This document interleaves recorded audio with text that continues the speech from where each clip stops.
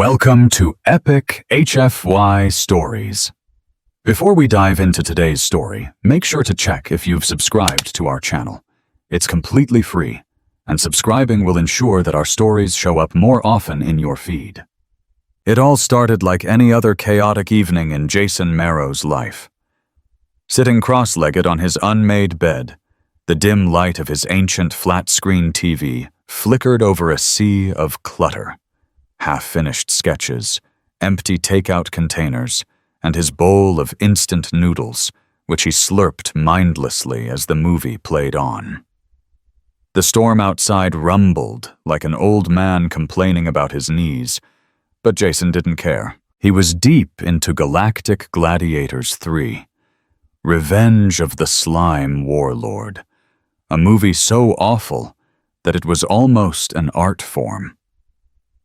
The leading man, whose acting skills were as questionable as the special effects, declared his undying love for a purple-skinned alien queen with 3 eyes and a Texan accent that made no sense. Jason snorted. "Yeah, sure, buddy. Next, you'll be marrying a tentacle monster to save the universe." As if the universe itself had been listening, and it clearly had. Everything changed in an instant. The room suddenly grew unnaturally cold, and a deep hum filled the air, vibrating through the walls and into Jason's bones, like the purr of a cosmic cat stretching in the dark. Jason froze, his chopsticks falling from his hand, his heart hammering in his chest. "Okay, what the hell?" he muttered, his mind racing as he tried to make sense of what was happening. The strange blue light intensified, reaching a crescendo that sent a shiver up his spine. Then, as if a soap bubble had popped, the light vanished, and standing in the middle of his room on his faded Star Wars rug was a woman. At least, Jason thought she was a woman. She was impossibly tall, over 6 feet, her skin pale and almost metallic, shimmering in the dim light. Her hair was long, flowing like molten silver, catching the light in a way that made it look too perfect, almost too designed. But it wasn't just her appearance that made Jason freeze. It was her eyes, deep pools of glowing violet, like they contained entire galaxies within them, swirling and shifting, as if alive. And then there were her ears, long and elegant, tapering to fine points. They twitched ever so slightly, as though reacting to sounds Jason couldn't hear. Jason stared, his brain struggling to process the impossible sight in front of him. His mouth went dry, and in his shock, he grabbed the nearest pillow and held it up in front of him like a shield. "Okay, look," he stammered, voice shaking. "If this is some kind of cosplay home invasion thing, I don't have any cash, but you can have the TV and the ramen. You like ramen? It's beef-flavored." The alien woman tilted her head, her ears flicking subtly. Her gaze never left him as she spoke in a voice that was somehow both warm and commanding, like velvet stretched over steel. "I am Lyra of the Zenthar Collective," she said. "I come with urgent diplomatic purpose." Jason blinked. He was about to make a joke, but all that came out was a breathless, "Right, cool. So, are you like a telemarketer? Because I already have insurance and a blender." Lyra's lips twitched in a barely perceptible smile, a gesture that looked almost human, if you ignored the ears. She stepped forward, her presence filling the room with an unspoken weight. "You have been selected, Jason Marrow, for a position of significant intergalactic importance." Jason's mind blanked. Was this a prank? A weird YouTube stunt? He squinted at her, trying to process her words. "Wait," he managed to croak. "Did you just say, 'I propose marriage'?" Lyra nodded calmly, her eyes glowing softly. "I propose marriage to you in order to solidify the alliance between the Zenthar Collective and the planetary system designated as Earth." Jason blinked. His brain was too scrambled to form a coherent response. His mouth opened and closed, but nothing made sense. Okay, Jason finally managed. So, first off, do you people not have Tinder or a diplomatic dating app? Because honestly, this is moving really fast. Yet Lyra's expression remained unreadable, and she stepped closer, her eyes locked on his. This union is symbolic, she explained. You would serve as a figurehead, a bridge between our peoples. The Oraculum, our governing AI, has identified you as the optimal candidate. Your genetic resonance, psychological profile, and statistical unlikelihood have impressed our evaluators. Jason let out a nervous laugh. Statistical unlikelihood? Lady, I once got my head stuck in a revolving door twice in the same day. Precisely, Lyra said, as if this were the most reasonable qualification for interstellar matrimony. Jason dropped the pillow. Okay, hold on. Let's pretend for a second that I'm not hallucinating because of expired soy sauce. Why me? Why not, I don't know, the president or Beyoncé? Lyra simply stared at him. The Oraculum does not explain its decisions, she replied coolly. It sees patterns beyond mortal comprehension. Jason pinched the bridge of his nose, fighting the absurdity of it all. Story of my life, he muttered. Lyra stepped even closer, and Jason felt a strange, unfamiliar scent. A mix of ozone and something like stardust drift over him. She looked down at him with those glowing eyes, as though waiting for him to catch up. I understand this may be sudden, she said, her voice softer now, almost reassuring. Sudden? Jason stuttered, his mind reeling. Lady, I was just watching some guy in a rubber monster suit wrestle a gelatin blob 20 minutes ago. Now you're asking me to be Space Husband of the Year? Lyra arched an elegant eyebrow, her lips curling into the faintest smile. Do you accept? Jason opened his mouth, closed it, then finally found his voice. I'm going to need a drink, and maybe some more noodles. Do you even eat noodles? Lyra's lips twitched in amusement, her eyes softening. I consume nutritional compounds appropriate to my species. Jason sighed, defeated. Close enough. Welcome to Earth. Jason was still trying to make sense of it all. He'd been just an average guy enjoying a bad movie and some noodles, and now he was standing in his own bedroom facing an alien who proposed marriage to him. His mind had yet to catch up with reality. Lyra, the alien woman, stood there with calm grace, her violet eyes glowing softly, like two tiny stars in a distant galaxy. She wasn't in a hurry, her posture serene, as if she were explaining the most ordinary thing in the world. You've been selected, Jason Marrow, she repeated, her voice steady, almost like she was reading from a script, for a position of significant intergalactic importance. Jason blinked a couple of times. He was still processing the words, trying to piece together a logical response. His brain simply couldn't accept it. He swallowed, trying to form words, but all he could manage was a weak, "What?" Lyra didn't seem surprised by his confusion. The Zenthar Collective requires your assistance. You would serve as a symbol of unity between our people and yours, the Earthlings. Jason took a step back, rubbing his eyes as though the answer would magically appear. His mind was racing. This had to be some kind of elaborate joke, right? An alien woman from an advanced species? Asking him, to marry her for intergalactic diplomacy? I mean, I don't know, Jason muttered, looking around as if the answer might be hiding under the pile of dirty laundry in the corner. I'm pretty sure the president or someone like, I don't know, a highly respected scientist would be a better candidate. I can barely keep my cactus alive. Lyra remained unfazed, as though his comment didn't even register. The Oraculum, our governing AI, has selected you.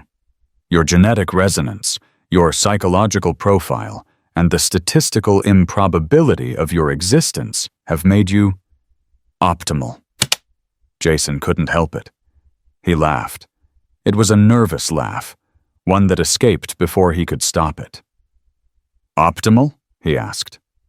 Lady, I once got my head stuck in a revolving door twice, in the same day. He shook his head in disbelief. I think someone up there made a mistake. Maybe it was your AI. Lyra tilted her head, her silver hair shimmering in the low light. It is not a mistake. The oraculum sees beyond mortal comprehension, beyond what you consider logical. It understands patterns that even you cannot perceive. Jason pinched the bridge of his nose, still trying to process everything. His mind was practically screaming at him to stop playing along.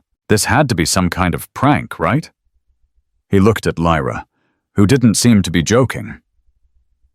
So, just to be clear, Jason said, still not quite believing he was asking this. You want me, Jason Marrow, a freelance graphic designer, noodle enthusiast, and certified disaster, to marry you? And that's supposed to solve some big diplomatic issue between Earth and your alien people? Lyra's expression didn't change. Her violet eyes remained steady, intense, like she was waiting for him to catch up. This union is symbolic. You will be a figurehead, a bridge between our two civilizations. The oraculum believes you are the ideal candidate. You will represent humanity in the intergalactic community. Jason stood frozen. This was insane. He glanced around his apartment, half-eaten ramen, clothes scattered everywhere, and then back to Lyra, who still stood there as if she was discussing the weather. This is way too much, Jason said, his voice cracking slightly. I mean, I can barely get through a week without losing my keys. You're telling me that I'm the one who's going to bring peace to the galaxy? That's a bad idea. Lyra's eyes softened just a fraction, and for the first time, Jason caught a hint of something almost human in her gaze. The oraculum has spoken, Jason. This bond is necessary to secure the future of both our species. The Zenthar Collective faces a growing threat from the direct Dominion. Your unique qualities have made you the only viable candidate to solidify this alliance. Jason blinked, still trying to grasp the enormity of it all. Wait, hold up. The universe is in danger, and you're asking me to marry you as some kind of cosmic peace offering? He shook his head, incredulous. What happens if I say no? Does the galaxy explode or something? Lyra regarded him for a moment, her expression unreadable. If you refuse, Earth may remain isolated, vulnerable to threats like the direct Dominion. If you accept, this bond will symbolize unity and hope between us. Jason let out a long, exasperated sigh. This is insane. But here I am, entertaining the idea of marrying an alien because, why not? What's life without a little cosmic insanity? Lyra's lips curled upward, just barely. Perhaps, but this alliance is more than ceremony. It is the beginning of a new era for both our species. Jason shook his head, laughing nervously. Okay, I'm in. I mean, I'll probably regret this, but what's the worst that could happen? I'll say yes to your intergalactic marriage proposal, and we'll… whatever. Save the galaxy, I guess? Lyra's expression softened just slightly, her violet eyes glinting with what almost looked like approval. Your acceptance is noted, Jason Marrow. Jason let out a small, uneasy laugh. Yeah, well, glad we're all on the same page. Morning came, though Jason wasn't entirely sure if he had slept at all. His mind had been spinning all night trying to process the bizarre turn his life had taken. Was it a dream? Had he really agreed to marry an alien? He couldn't shake the image of Lyra's glowing violet eyes and metallic skin, her calm and unbothered demeanor, as if asking a random guy on Earth to be her husband was just another Tuesday for her. His alarm blared, waking him from what felt like a strange half-sleep. The theme from Back to the Future blared in his ears, an oddly fitting soundtrack given the circumstances. Jason slapped the alarm clock off with a groggy hand and sat up, rubbing his face. Everything felt too surreal, too dreamlike. Then he looked to his side. Lyra was sitting cross-legged on his bed, staring at his snow globe with the kind of reverence you might reserve for a priceless artifact. Her long silver hair cascaded over her shoulder, and her glowing eyes seemed even brighter in the daylight. For a moment, Jason wondered if he was still dreaming. But nope, she was still there, calm and composed as ever.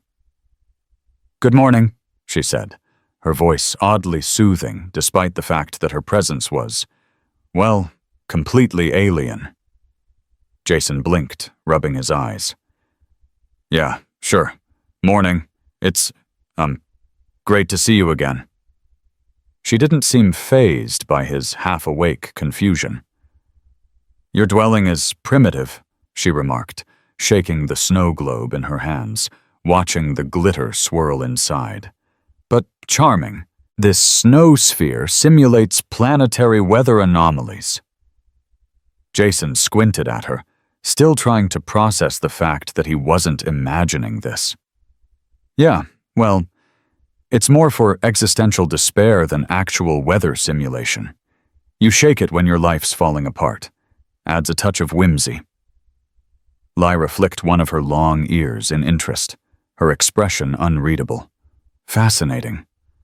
Jason rubbed his temples, trying to pull himself together. "Okay. Right.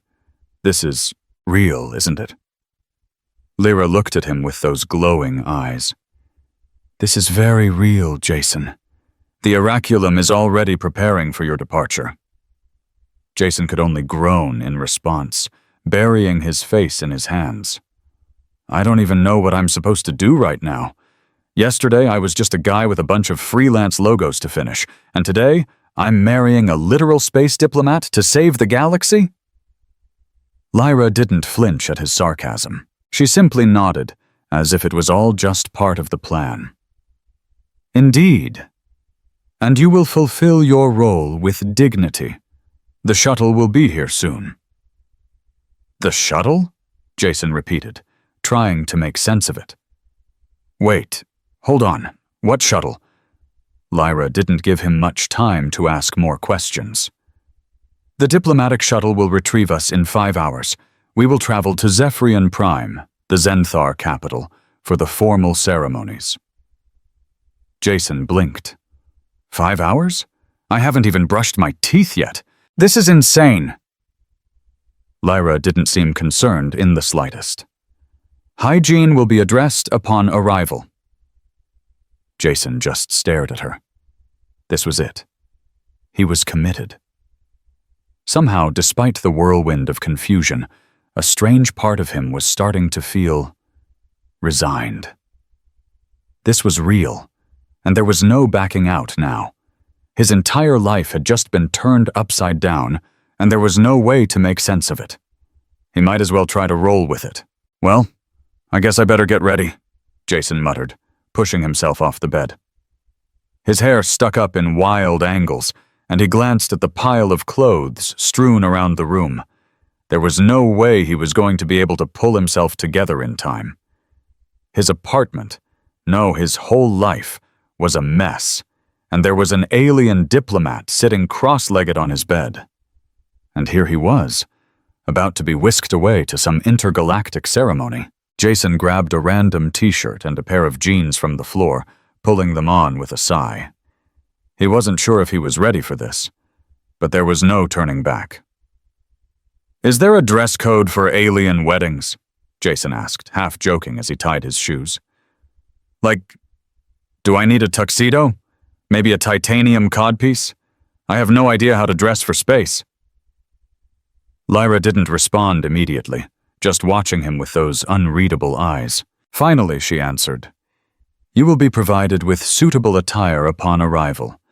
I will ensure that you are prepared." Jason raised an eyebrow. "Okay, good to know. Because my wardrobe's mostly t-shirts and jeans, and I'm pretty sure I'm about to meet a whole bunch of dignitaries who wear outfits that look like something out of a sci-fi movie. Lyra's expression softened just a little, her lips twitching. I would advise you not to underestimate the importance of your role. There will be many who will be watching you closely. Jason sighed, running his hands through his messy hair. Yeah, great. The pressure is real. But sure, let's do this. Lyra stood up gracefully, her movements smooth and effortless. We must leave soon. The shuttle is en route. Jason glanced around the room one last time, mentally preparing himself for whatever was coming next. He'd somehow agreed to this intergalactic marriage proposal, and now he was about to step into a world he couldn't possibly understand. All right, Jason said, taking a deep breath as he walked toward the door. Let's go meet my new intergalactic bride-to-be. Jason stood in the doorway of his apartment, staring at the sleek silver shuttle that hovered just outside. It was like something straight out of a sci-fi movie, smooth, glistening, and far more advanced than anything Earth had to offer. He almost half expected a soundtrack to kick in, some dramatic space opera music to accompany the moment. But instead, there was just the quiet hum of the shuttle's engines and the sound of his own racing heartbeat. Lyra was already moving toward the shuttle, her movements graceful and deliberate. She was so calm, so composed, it was starting to make Jason feel like he was the one who was out of place. She looked, well, alien, and she made it look effortless. Are you coming, Jason? She called back, her voice soft but commanding, the kind that didn't need to raise its volume to get someone's attention. Yeah, I'm coming, Jason muttered, shaking his head, and giving one last look at his chaotic apartment, the half-empty ramen bowl still sitting on the nightstand, like an unfortunate reminder of how this all started. As he walked toward the shuttle, his mind kept circling back to one question. What the hell am I doing? He was about to board a ship to an alien world, marrying someone from another galaxy, and the weirdest part? He had no idea what any of it meant. Was he really cut out for this? Probably not. Did it matter? Apparently not. He reached the shuttle and stepped inside, his foot crossing the threshold of what could only be described as a vessel from the future. The inside was different. There were no buttons, no levers, no panels that looked like they belonged to an alien spaceship, nothing like he'd seen in the movies. Instead, there was a floating crystalline orb in the center of the chamber, pulsing gently with a rhythmic light. Where do I sit? Jason asked, his voice echoing in the silence. He felt like a kid in a museum, afraid to touch anything for fear of breaking it. Lyra stepped to the side and motioned for him to follow. You can sit there, she said, her finger pointing to a section of the floor that seemed to shift and form into a smooth, curved, bench-like surface, as though the ship itself had decided it was time for it to exist. Jason hesitated. This is some next-level stuff, he muttered, taking a seat gingerly. I mean, there's no seatbelt or anything. Is that normal? Lyra glanced at him, her expression unreadable. Inertial dampeners negate the need for seatbelts. You'll be fine. Jason just nodded, though he wasn't sure fine was the word he would use to describe his current situation. He was about to be whisked away by a spaceship piloted by an alien diplomat, heading to a planet he'd never heard of. No big deal, right? Right. Fine, Jason muttered to himself, trying to calm his racing thoughts. So, do we just, blast off now, or what? Lyra placed a hand on the orb in the center of the room, and as soon as her fingers made contact, the shuttle came to life. The whole cabin hummed with an energy that vibrated through Jason's bones, and for a moment he felt like he was surrounded by the beating heart of a living creature. The ship didn't lurch or shake like he'd expected. No sudden takeoff, No stomach-dropping sensation like the roller coaster rides he remembered as a kid. Instead, it was as if the universe itself had just decided to gently push them forward. The view outside the shuttle window shifted, the familiar skyline of Earth shrinking as they began to ascend into the vast, unknown reaches of space. Jason leaned back against the bench, watching as the planet below became smaller and smaller, the once familiar blue and green ball now just a speck in the endless sea of stars. For the first time in his life, Jason felt something he couldn't quite place, a mix of awe, fear, and curiosity. "This is it," he whispered to himself, watching Earth disappear behind them. "I'm leaving Earth. And not just leaving, I'm going to marry an alien." Lyra, who had been watching him the entire time with a quiet intensity, spoke up. "You're nervous." Jason didn't look at her. He wasn't sure what was worse, the fact that she'd read him so easily, or that she was completely unfazed by everything that had just happened. "Yeah, well, I've got a lot of thoughts running through my head right now, but mostly, it's just this. I can't believe I'm doing this. I'm supposed to be some kind of galactic figurehead. I don't even know how to tie a tie properly. How am I supposed to represent humanity?" Lyra's voice was calm. "The Oraculum saw your potential. It does not make mistakes." Jason scoffed. "Well, I might be the exception to that rule. I'm barely keeping it together." He ran a hand through his hair and sighed. "But hey, at least my life is interesting now." For a moment, they sat in silence as the stars stretched outside, warping into streaks of impossible color as the ship traveled faster than light. Jason couldn't help but marvel at the calm, effortless way Lyra existed in this world. She wasn't overwhelmed, like he was. She was at peace with it all, as if this was just another day at the office. "So, what's it like then?" Jason asked, breaking the silence. "What's Zephyrian Prime like? I mean, I've seen enough sci-fi movies to know that a planet like that has to be different. Weird gravity? Glitter gas atmosphere? Do I need to practice holding my breath for the rest of my life?" Lyra smiled faintly, her eyes narrowing just slightly, a flicker of amusement in them. "Zephyrian Prime is an oxygen-based biosphere with gravitational parameters compatible to your Earth. You will experience some minor physiological adjustments, but nothing fatal." Jason let out a low whistle. "Minor adjustments. Right, well, I guess that's something." The stars outside stretched even further as they pushed through the vast expanse of space. Jason could feel the hum in his bones, the gentle pull of gravity fading, as they accelerated faster than he'd ever imagined possible. He looked at Lyra, who was still as calm as ever. "All right," Jason said, his voice quiet, almost to himself. "I'm doing this. I can't believe I'm doing this. But I'm doing it." Lyra's voice cut through his thoughts. "There is no turning back now, Jason Marrow." Jason laughed, despite the surreal absurdity of it all. "Guess not." The journey through space felt like a blur. Jason could hardly tell how much time had passed. All he knew was that Earth was shrinking behind them, and the stars outside were stretching into streaks of impossible colors as they moved faster than light. He had never been this far from home, never even considered it. And yet here he was, headed to an entirely new world, with nothing but his wits and a questionable sense of humor to guide him. For the entire duration of the trip, Lyra had been as serene as always, her violet eyes glowing faintly in the dim lighting of the shuttle.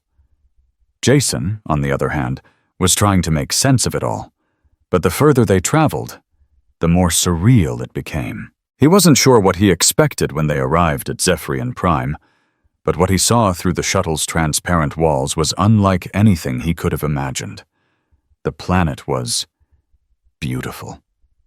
The first thing that struck him was the color, rich, deep hues of violet and gold swirling together like an artist's canvas. Vast oceans shimmered like liquid opal, and the continents were threaded with rivers of glowing green, winding their way through towering crystalline structures that caught the light of the planet's lavender sun. Jason leaned forward, his breath caught in his throat. "Whoa," he whispered. This is insane." Lyra, standing beside him, gave him a small, almost imperceptible smile. "Welcome to Zephyrian Prime," she said softly, her voice carrying a strange sense of pride. "This is the heart of the Zenthar Collective." Jason couldn't tear his eyes away. The view was breathtaking. Orbital rings spun lazily around the planet. Enormous cities floated in space like jewels hanging on invisible threads, and delicate creatures, translucent beings shaped like jellyfish crossed with dragonflies, darted across the sky, leaving trails of iridescence behind them. The whole world seemed alive, humming with energy. Jason couldn't help himself. This looks like a dream. Are we sure we're not in some weird virtual reality? Because this is next level." Lyra's eyes flicked toward him, her expression unreadable. "This is real, Jason, and soon you will be part of it." They descended slowly, the shuttle gliding gracefully through the atmosphere. Jason felt the gentle pressure of gravity starting to settle back into his bones, like a quiet reminder that things were about to get real. The ship's smooth, silent descent was unlike any plane ride he had ever experienced. It was as though the shuttle was alive, responding to the environment in a way that made it feel less like a machine and more like a living, breathing creature. As they touched down, Jason felt the shuttle's landing gear make contact with the surface of Zephyrian Prime. The world outside seemed to pulse with energy, the air thick with the scent of something he couldn't quite place. Electric, yet organic, like the ozone smell after a storm. The hatch to the shuttle opened with a soft hiss, revealing the landing platform. It was made of a translucent material that shimmered beneath their feet, glowing from within like it was alive. Jason's first instinct was to take a step back, but then he realized there was nowhere to go. He had agreed to this, after all. Lyra stepped out of the shuttle first, her silver hair flowing behind her like a shimmering halo. She didn't look back, but Jason could see the quiet confidence in her every step. She was home. Jason followed her out, his feet feeling the soft, glowing ground beneath him. The air was warmer than he expected, and there was a faint electric tang to it, like standing too close to a storm cloud. He tried to take it all in, his first steps on an alien planet, the overwhelming beauty of it all, but it felt like his brain couldn't process it fast enough. "Okay," Jason said, his voice a little shaky as he tried to hide his awe. "This is definitely not Niagara Falls. You've got us beat there." Lyra didn't respond, but he could see the faintest glimmer in her eyes. It was the closest thing to a smile he'd seen from her. As they walked across the platform, Jason could see figures in the distance, humanoid but distinctly alien. Some were tall, others shorter, but all of them had the same shimmering skin that looked almost liquid. The world around them seemed to glow, the buildings rising in smooth, spiraling shapes, catching the light like living crystals. It was like stepping into a dream. But Jason was all too aware that this wasn't a dream. This was real, and this was happening. They approached a group of figures standing in solemn formation. They were draped in iridescent fabrics that shifted in color as they moved, their faces humanoid but marked by subtle differences. Eyes like liquid mercury, skin that shimmered faintly with patterns like oil on water.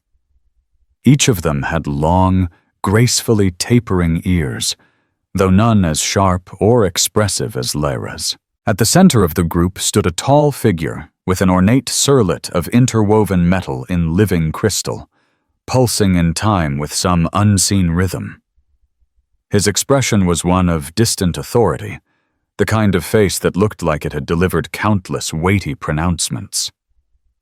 Lyra stepped forward and inclined her head respectfully. "Chancellor Verrill," she said, her voice steady. "I present the chosen anomaly of Terra, Jason Marrow." Jason gave a little wave, more awkward than confident. Hi, Jason Marrow.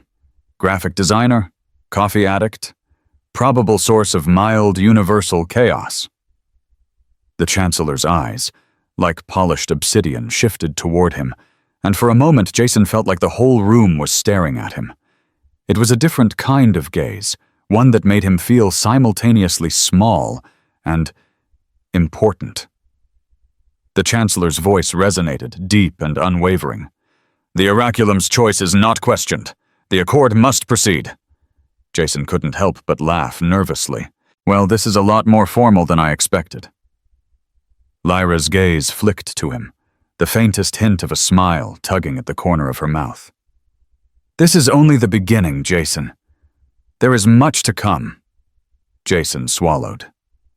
"Yeah, no kidding." As they walked toward the grand hall of Zephyrian Prime, the air seemed to shimmer with anticipation. The weight of everything. This union, the future of Earth, was suddenly more real than ever. Jason still had no idea what he was doing here, but one thing was for certain. His life was no longer his own. It was part of something much bigger. The halls ahead gleamed with the soft, prismatic glow of the alien architecture, a constant reminder that Jason Marrow was about to become something far more than just a guy who couldn't keep his cactus alive. As Jason stepped further into the grand hall of Zephyrian Prime, the overwhelming beauty of the space only seemed to magnify. The ceiling arched high above them, a dome of shifting starlight, as if someone had peeled back the roof of the universe and let the cosmos spill in. Jason couldn't help but stare at the ceiling, his head craned back as galaxies spun lazily overhead, their stars twinkling like distant diamonds. He had thought he might be overwhelmed before, but now, as he walked through this monumental hall, it became clear that he was completely and utterly out of his depth. The hall itself was massive, the floors made of a smooth, reflective material that shimmered under their feet. At the center of the room, a raised platform pulsed with soft blue light, surrounded by representatives of various alien species. There were beings with scales, shimmering fur, eyes like liquid mercury, and even one particularly squat creature that looked suspiciously like a sentient beanbag chair. Jason couldn't help but nudge Lyra. "Tell me I'm not the only one seeing a space beanbag over there," he whispered. Lyra glanced toward the small creature, her lips twitching in something resembling amusement. "That is Elder Javox of the Galathi Dominion. He is revered." Jason shot her a wide-eyed look. "Revered? Seriously?" Lyra's expression was steady, but there was a flicker of something in her eyes that made Jason think she was holding back a laugh. "He is, and respected. Do not underestimate him." Jason blinked. "Right. I'll try to remember that next time I see a beanbag chair, revered or not." As they walked deeper into the hall, the sound of voices, like the murmuring of many different languages, filled the air. Jason tried to catch a word here or there, but most of it sounded like music, like a beautiful, incomprehensible symphony of alien dialects. It was beautiful, almost hypnotic, and yet, in the back of his mind, Jason couldn't escape the feeling that this was all happening so fast. One minute he was on Earth, watching bad movies in his apartment, and now he was surrounded by alien dignitaries preparing for his wedding to Lyra. At the far end of the hall, standing near the raised platform, was a tall figure in a crown of interwoven metal and living crystal. The figure stood with the authority of someone who had seen the rise and fall of civilizations, his posture regal, his face unreadable. Jason had seen enough sci-fi movies to recognize the vibe, the high-ranking official who was about to deliver a weighty speech. "Chancellor Verrill," Lyra said, her voice filled with reverence as she bowed slightly. "I present Jason Marrow, the chosen anomaly of Terra." Jason blinked at her, and then looked toward the Chancellor. Hey there," Jason said, waving awkwardly. "Jason Marrow, graphic designer, and probably the only person in the room who doesn't belong here." The Chancellor's eyes, black as obsidian, locked onto him, and for a moment Jason felt like he was being measured. Simsan. His very existence weighed on a cosmic scale. It was an unnerving feeling, one that made him second-guess every choice that had brought him to this moment. The Chancellor raised a hand, and suddenly the room fell silent. The tension in the air thickened as every single pair of eyes turned toward Jason. He could feel his heart pounding in his chest, the weight of it all pressing down on him. Was he really going to do this? He glanced at Lyra, who was standing tall and composed beside him. She didn't flinch. She didn't even blink. "The Oraculum has chosen." The Chancellor's voice resonated through the hall, deep and booming, like the toll of a great bell. "The accord must proceed." Jason felt like the room had just shifted under his feet. This was it, the moment when everything became official. Lyra stepped forward, placing her hand gently on his shoulder. "This is the beginning of our union," she said quietly, "just for him, and of Earth's place in the Zenthar collective." Jason nodded, but the gravity of it all didn't quite hit him until now. He had agreed to this. He had said yes. And while he had tried to laugh his way through it, now it felt real. The Chancellor gestured toward the raised platform, and Jason followed Lyra up the steps. As he reached the top, he noticed a crystalline disk hovering in midair. It looked small, simple, but there was a hum of energy surrounding it, almost like it was alive. "This is the bonding sigil," the Chancellor intoned, his voice reverberating through the hall. "The exchange of life energies between our worlds. This ceremony has been practiced for millennia." Jason stared at the disk, unsure of what he was supposed to do. Was it like a handshake? A vow? He wasn't sure, but his hand reached out toward it anyway, as if guided by an instinct he couldn't explain. The moment his fingers brushed the surface, the air around him seemed to shimmer, and a pulse of energy surged up his arm, like liquid lightning racing through his veins. For a second, Jason couldn't breathe. His vision blurred with symbols and images of stars, galaxies, and distant worlds he had never seen. It was like his mind was suddenly connected to the entire universe, stretched across thousands of timelines, all of them intersecting at once. He saw flashes of things, of Earth, of Lyra, of futures and pasts he couldn't understand. And then, just as suddenly, it all faded. The disk dimmed, and the chamber erupted in a harmonious tone that vibrated through Jason's bones. The crowd stood still, silent, as if waiting for something. "It is done," Chancellor Verrill said. Jason gasped for air, his heart racing. "What the hell was that?" he whispered, still reeling from the surge of energy that had coursed through him. His fingers were still tingling from the connection. Lyra glanced at him, a rare, soft smile on her lips. "It is the beginning of our bond," she said. "The joining of our worlds." Jason looked down at his wrist. A small glowing mark had appeared there, a symbol both alien and strangely familiar. It was the sigil. The union was official. He looked at Lyra. "So, this is it?" he asked, his voice unsteady. "I'm officially your space husband now?" Lyra's smile widened just slightly. "Yes, and the world's." The ceremonial hall had shifted into a banquet chamber, one that defied the laws of physics, or at least any kind of logic Jason could understand. The crystalline walls receded and reconfigured themselves into long tables, filled with shimmering dishes that floated through the air, served by what looked like translucent, ethereal attendants. The entire space seemed to exist in multiple dimensions at once, constantly changing and evolving, much like the world Jason had stepped into. Jason stood beside Lyra, his mind still reeling from the earlier ceremony. He could feel the weight of the glowing sigil on his wrist, an official symbol of his new role. He was no longer just a graphic designer from Earth.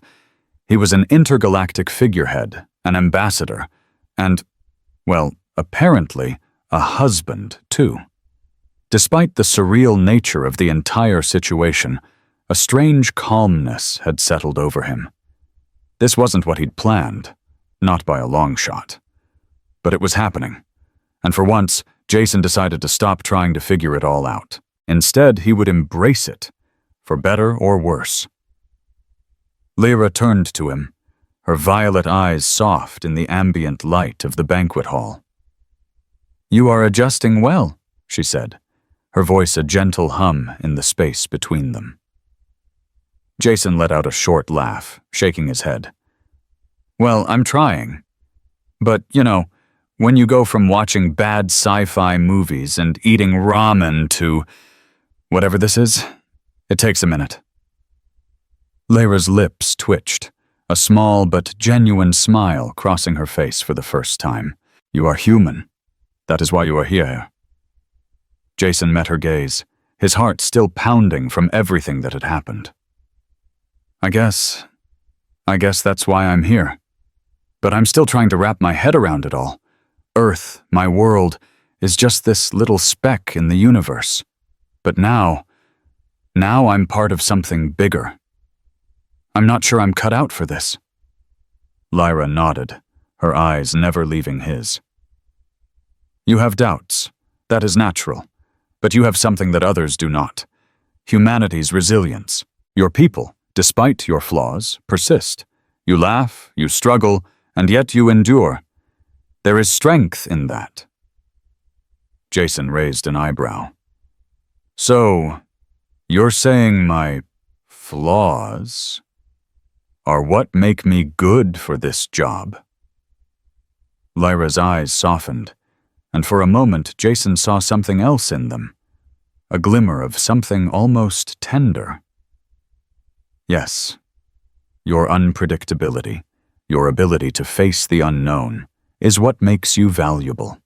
Earth is unique. Your species has potential that even we could not foresee. The oraculum has seen it." Jason chuckled, the weight of her words sinking in. "Great. So what's next? Do I get a crown? Maybe a spaceship of my own? I think that might be fun. Can I have a laser sword?" Lyra's expression remained serious, though there was a faint flicker of amusement in her eyes. "You will need time to adapt. The role you play is important, but it is not without challenges. Earth is still new to the greater galactic community, and there are others who will not welcome your presence.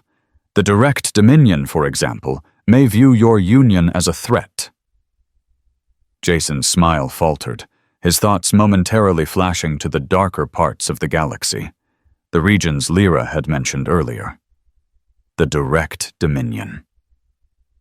The mention of them sent a ripple of unease through him. He might have been standing in a banquet hall surrounded by shimmering aliens, but the threat of intergalactic politics was very real. "So, what does that mean for me?" Jason asked, his voice quieter now. "What do I do if things go south? Do I get a diplomatic blaster or something?" Lyra's face was unreadable, but her words were steady. You will learn. You must represent Earth, and that means you will need to be prepared for anything. But you will not face it alone. I will help guide you." Jason nodded, his nerves tightening at the thought. Right. So I'm basically a human ambassador, but with zero training. No big deal. Lyra glanced around the hall, her posture regal, as always. You are more than an ambassador, Jason Marrow. You are a symbol, and symbols have power. The weight of her words sank in slowly, but it wasn't all terrifying. There was something thrilling about it, something that felt like the beginning of something greater. Jason wasn't sure what he was supposed to do next, but as he looked at the bustling banquet, the dignitaries from various planets chatting in their strange, melodic languages, he knew one thing for sure. His life was no longer his own. And for the first time, that thought didn't make him anxious. It made him curious. As Jason and Lyra walked toward the long, floating table, where a dish of glowing blue fruit hovered in mid-air, he glanced around the room. The flickering lights, the strange food, the otherworldly beings, it all felt like a dream. But it was real, and Jason was part of it now. "So, what happens after dinner?" Jason asked, looking back at Lyra with a half-smile. "Do we sign paperwork? Is there a cosmic courtship ceremony I missed?" Lyra's lips twitched again, a tiny but significant smile. "There will be much to learn, but tonight is about celebration. The accord has been sealed. Earth is now an ally of the Zenthar Collective. There will be many who will come to understand the significance of this bond. And you, Jason Marrow, will be at the center of it." Jason raised his glass, still trying to process everything. "Well, if we're being celebrated, then I guess I'd better start acting the part. But no pressure, right?" Lyra's smile widened, her eyes softening as she looked at him. "No pressure. For now, we celebrate." And for the first time in what felt like forever, Jason felt the weight on his shoulders lighten just a little. The future was uncertain, sure, but maybe that wasn't such a bad thing after all. As the celebration continued around him, Jason realized that despite all the weirdness, the overwhelming change, he was no longer the same person who had sat in his messy apartment watching cheesy movies and eating ramen. He was part of something bigger, something that had the potential to change the course of history. And maybe, just maybe, he was ready for it. As the night stretched on, Jason and Lyra looked out over the glittering alien city, the distant ships tracing paths across the sky. Jason couldn't help but wonder what the future would hold. But whatever it was, it would be nothing like the life he had left behind on Earth.